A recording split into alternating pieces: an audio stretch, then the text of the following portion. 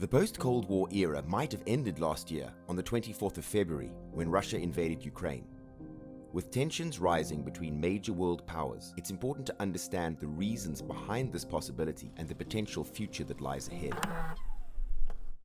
As delegates gathered, it was announced military spending would increase by 12%. Worldwide defense spending rose almost continuously, with one plateau. Jahr für Jahr mehr als 2% des Bruttoinlandsprodukts. As the generation of World War II veterans dwindles, the lessons of the past and the awareness of the horrors of war may be lost. This could lead to a lack of caution and a greater willingness to engage in conflict, increasing the likelihood of another world war. With the absence of first-hand accounts of the atrocities of war, the world may be more prone to repeating the same mistakes and falling into another devastating global conflict. The Thucydides trap is a concept in political science coined by Graham Allison, referring to the tendency for war to occur when a rising power challenges a ruling power. Historically, there have been numerous examples of the Thucydides trap being triggered and leading to conflict. For instance, the rise of Athens and its challenge to the dominant power of Sparta in ancient Greece led to the Peloponnesian War. Similarly, the rise of Germany in the early 20th century and its challenge to the British-dominated world order contributed to the outbreak of World War I. Despite the days of World War II seemingly being a long time ago, in reality World War II only ended 77 years ago, and our generation might be the last one living in the post-World War II era. You see, World War II was a catastrophic event that shook the world to its core and claimed the lives of millions of innocent people. The war not only left physical scars, but also marked the beginning of a new era of global conflict, the Cold War. As you know, this was a geopolitical struggle between the two superpowers, the United States and the Soviet Union, for global domination and influence. The Cold War was not a full-blown war with massive battles and casualties, but it was a dangerous and volatile period that threatened to escalate into a catastrophic conflict at any moment. The world was on the brink of a nuclear war between the two superpowers, and the fear of mutual destruction was a constant presence. The conflict was characterized by regional conflicts and proxy wars, but the threat of a global catastrophe was always present. However, the end of the Cold War did not mark the end of global conflict. New and emerging powers have arisen, and the balance of power has shifted, leading to new tensions and conflicts around the world.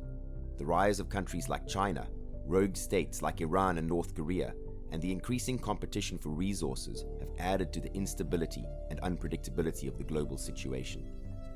With the loss of the World War II veteran generation and their cautionary tales, the potential for rising powers to challenge the current world order makes it all the more critical for the international community to be aware of the dangers of the Thucydides trap and the potential consequences of such a conflict.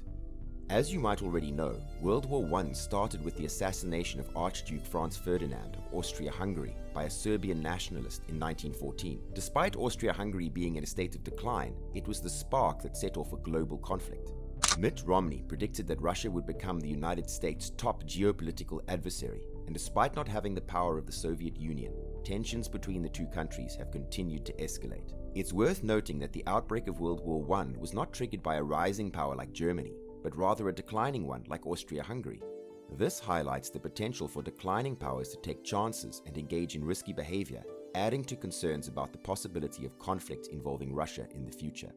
Examples of this could be when Russia annexed Crimea in 2014, or when Russia annexed Abkhazia and South Ossetia in Georgia in 2008, or the Salisbury poisonings in the UK in 2018. All incredibly risky geopolitical moves that they seemingly got away with only a slap on the wrist. Exactly why Russia decided to invade Ukraine is complex and will get its own video in the future, but a lot of things suggest that the Russian leadership expected the West to just let them annex all of Ukraine without responding. The West has put record amounts of sanctions on Russia, and the price cap on Russian oil has been especially damaging to the Russian economy, making John McCain's claim back in 2012 that Russia is a gas station with nukes seem more true than ever.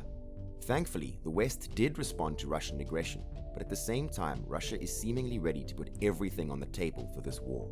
For example, Russia announced in January 2023 that they will increase the Russian army in the West to 1.5 million people. As I just said, I will be making a video solely focusing on the invasion of Ukraine in the near future, But the Russian invasion of Ukraine might just be the tip of the iceberg of potential reasons why we are headed towards a potential World War III. You see, the Russian expansion into Ukraine is a matter of concern not only for the region, but for the entire world. The situation becomes even more alarming when considering the potential domino effect it could have on neighboring countries such as Moldova, Georgia, Armenia, and Kazakhstan. If these countries were to fall under Russian control, it would bring the world dangerously close to a revived Soviet Union.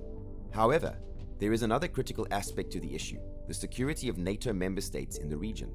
The Baltic states, for instance, have been highly successful in their post-Soviet transitions, and their membership in NATO provides a crucial defense against potential aggression. Yet, Russia is aware of a vulnerability in this defense, the Suwalki Gap, which connects Lithuania and Poland and could be used as a strategic avenue for a Russian invasion. The potential Russian exploitation of the Suwalki Gap poses a severe threat not only to the security of the Baltic states, but to the stability of the entire European continent. It could even escalate to a full-scale war involving multiple NATO member countries and possibly leading to a Third World War.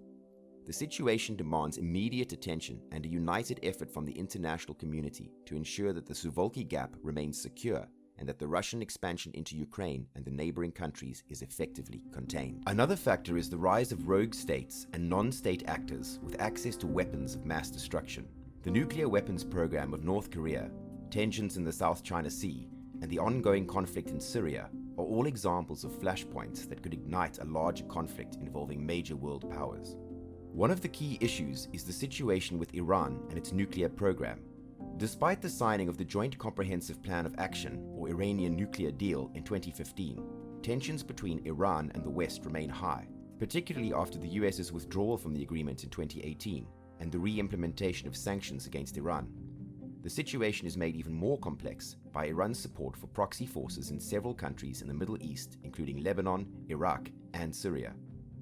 Recently, there have been widespread protests in Iran following the killing of a young woman who was not wearing her headscarf correctly by the so-called morality police. These demonstrations have been some of the largest since the 1979 revolution, and the Iranian government's response has been to further repress, with no willingness to compromise or engage in dialogue. Take, for example, Majid Reza Ranvad, a 23-year-old that was publicly hung from a crane on December 12, 2022, in the northeastern city of Mashhad in Iran. Additionally, the US stepped away from the Iran nuclear deal, and Iran has stepped away from compliance, leading to a potential nuclear breakout and enrichment that would allow them to build nuclear weapons. Iran's close relationship with Russia on the global stage has also heightened tensions, especially with Russia's involvement in the invasion of Ukraine. Meanwhile, the likelihood of regime change in Iran is low, and if it were to happen, it would likely be towards a military dictatorship instead of a democracy. The Middle East is becoming increasingly divided, with Iran having control over Hezbollah in southern Lebanon, militias in Syria, the Palestinian territories, and border checkpoints between Iraq and Syria. The recent drone strikes by Israel on pro-Iranian militias and weapon production factories in Isfahan have only added to the tension. The likelihood of military confrontation between Iran and a coalition led by Israel, Saudi Arabia, and the US is higher than ever. As mentioned before, the situation in the Middle East is complex and cannot be accurately represented by traditional geographic maps. Iran wields significant power through its control of Hezbollah in southern Lebanon, its involvement in the Syrian conflict through support for the Assad regime, its influence over Palestine, and its control of border checkpoints between Iraq and Syria. On the other hand, we have the US and its allies in the region, the three most important ones being Israel, Turkey, and Saudi Arabia. The relationship between the United States and Saudi Arabia is tense. The historically good relationship between these two allies has been going downhill since Joe Biden was running for president in 2019, saying the following about the Saudis. We were going to, in fact, make them pay the price and make them, in fact, the pariah. And this has had a detrimental effect on world markets. And what's even more worrying for the US is that China and Saudi Arabia are getting closer and closer economically, with Xi Jinping of China calling for the use of the yuan in settling oil and gas trade transactions. If it were to happen, such a move would weaken the US dollar's hold on international trade, while simultaneously propping up China in establishing its currency globally. However, most of Saudi Arabia's assets and reserves are in US dollars. The Saudi riyal, as well as other currencies in the Gulf, are pegged to the dollar. If we return back to Israel, a lot has happened in the previous months. Benjamin Netanyahu has returned to power in Israel with a very questionable coalition backing him, and the last few months' killings between Israelis and Palestinians have been at nearly record high numbers. Benjamin Netanyahu is hawkish on the situation with Iran, openly saying that Israel intends to continue to oppose any nuclear agreement with Tehran, and also continues to emphasize that Israel will not hesitate to thwart Iran's plans to build a nuclear arsenal. In the past week, Israel has reportedly conducted drone strikes against pro-Iranian militias across the Middle East, as well as against Iranian factories producing weapons. These actions have only escalated tensions in the region, with Iran promising a response. Only time can tell what the Iranian response will be, but as I am making this video, the UN nuclear watchdog has decided to visit Iran due to Iran enriching uranium at its highest level ever, making Iran closer than ever to making a nuclear weapon. In recent years, China has been making aggressive moves in the South China Sea, asserting their claim over the region and its vast natural resources. This has caused tensions with other countries in the region, including, interestingly, the country of Vietnam, who also have territorial claims in the South China Sea. These tensions have only been heightened by China's increasingly assertive military presence in the area, including large-scale military exercises and the expansion of their navy, which is now larger than that of the United States. The South China Sea is an incredibly important region for global trade, with an estimated $3.4 trillion in goods passing through its waters every year. This has made it a key focus for international attention, and the United States has been working to maintain its presence in the region through the Quadrilateral Security Dialogue, or Quad, a military alliance with Australia, India, and Japan. China's actions in the South China Sea have also led to the formation of new alliances and partnerships. Vietnam, for example, has become a key US ally in the region as they look to counter China's military expansion and protect their own territorial claims. This has led to increased military cooperation between the two countries, including joint military exercises and increased arms sales. In 2012, Xi Jinping became the president of China and the General Secretary of the Communist Party of China. He has been instrumental in shaping China's current stance as a global superpower. However, it's important to first compare him to his predecessor, Deng Xiaoping, who was in power from 1978 to 1992. Deng Xiaoping is widely regarded as the architect of modern China.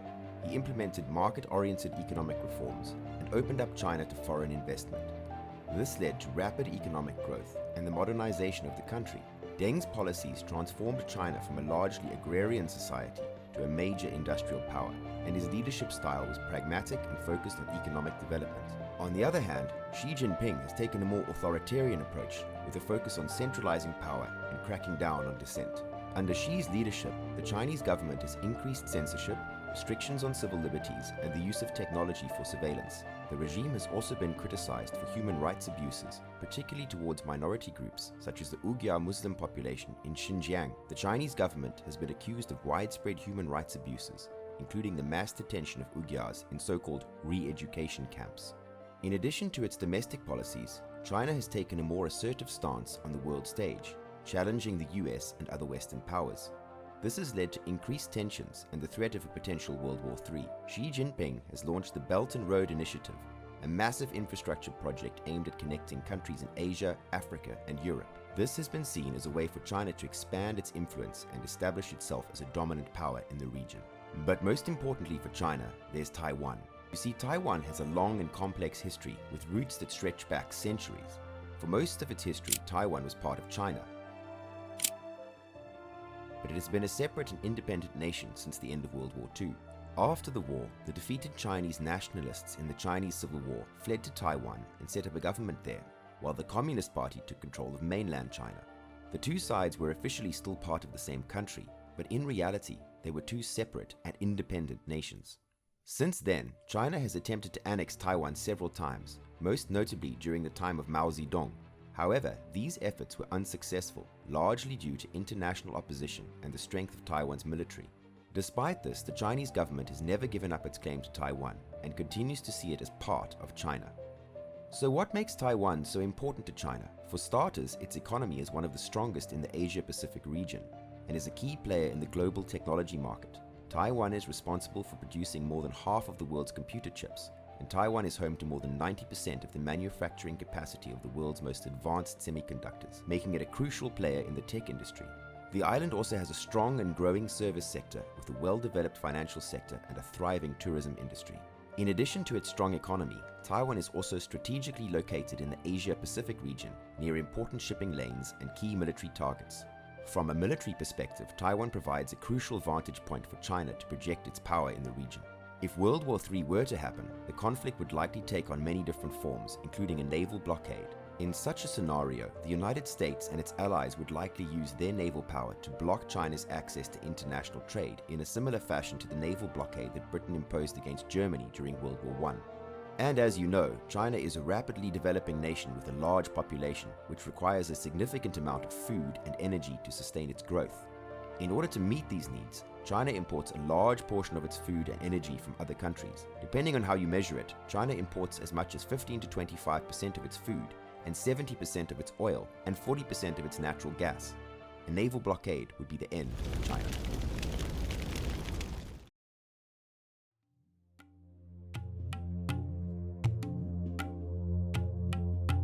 India, the world's largest democracy and soon to be the most populous country, has a complex relationship with China, both economically and politically. Despite significant trade ties, the two countries have a long-standing territorial dispute along their Himalayan border and have engaged in military confrontations in recent years. India's role in the Quad and its growing military capabilities also add to tensions in the region. Pakistan, another nuclear power in the region and India's biggest enemy, is also a key player in the geopolitical landscape. It is of immense importance to China as it serves as a crucial gateway for the Belt and Road Initiative, China's flagship infrastructure project aimed at boosting economic ties across Asia and beyond.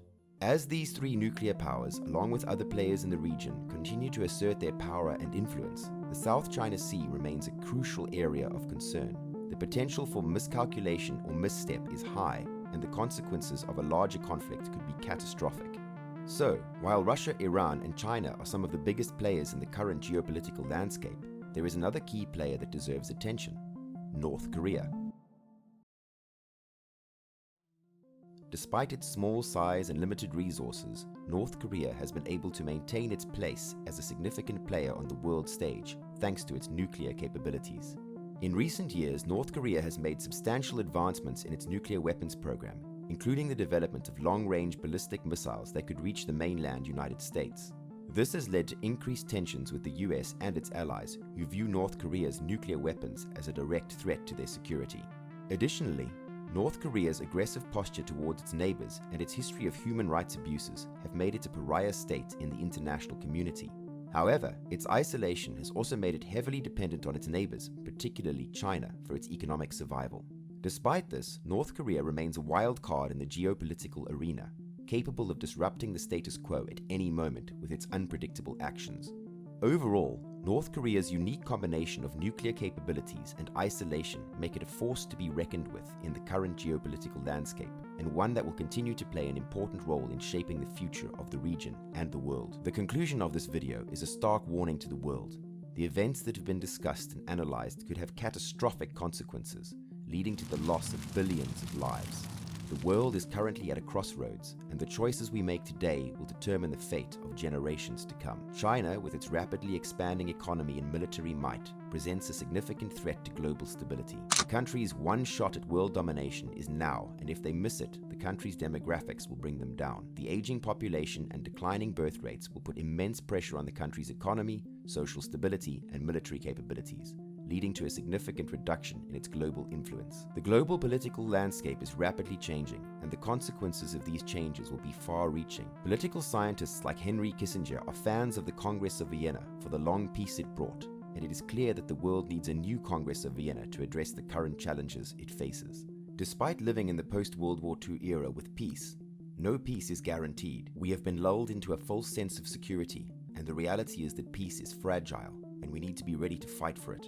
The Congress of Vienna was successful in bringing peace to Europe, but it was built on the foundation of a strong military, and the world must be prepared to defend its peace and stability. The conclusion of this video is a call to action to the people of the world.